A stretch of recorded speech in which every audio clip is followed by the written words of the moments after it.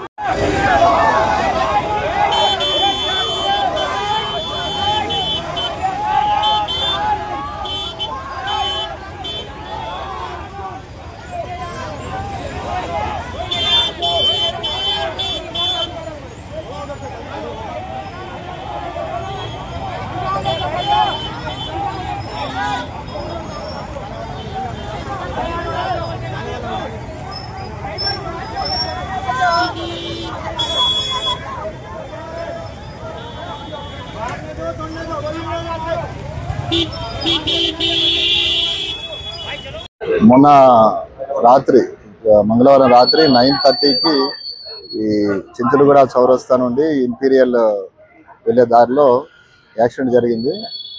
అందులో ఒక white Creta car రెండు ముందు వెళ్తున్న 2 బైకులకి ఢీకొట్టింది. ఒక బైక్ పై ఉన్న ఫ్యామిలీ 4 ఉన్నారు, భర్త, భార్య, 2 పిల్లలు. బైక్ ఎగిరిపడడంతో వాళ్ళకి భార్యకి పాపకి సీరియస్ ఇంజరీస్ జరిగాయి.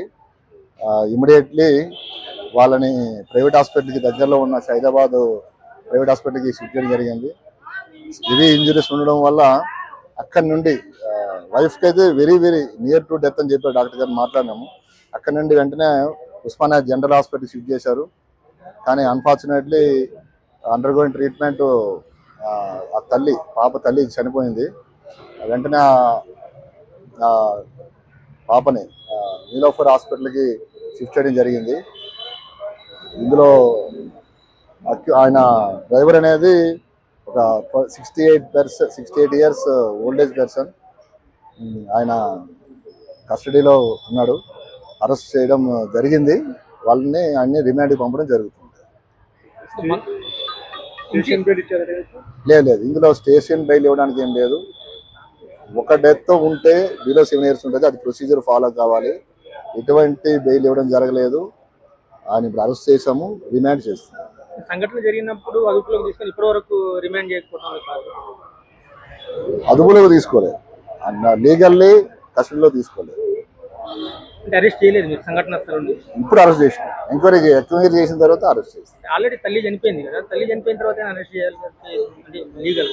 ఎందుకంటే ఆల్రెడీ పాపకు సీరియస్ ఉంది కాబట్టి ఇట్ మే కమ్ గ్రీవియస్ కాబట్టి చేయలేదు. పాప సీరియస్ అంటే ఒక మహిళ చనిపోయిన తర్వాత అరెస్ట్ చేయాల్సి ఉంటుంది. మహిళ ఒక డెత్ ఉన్నప్పుడు అరెస్ట్ చేయడానికి లేదు. 1 కన్నా 2 డెత్స్ అయితేనే మోర్ దాన్ 10 years పనిష్మెంట్ ఉంటుంది కాబట్టి అరెస్ట్ చేయడం, రిమాండ్ చేయడం జరుగుతుంది.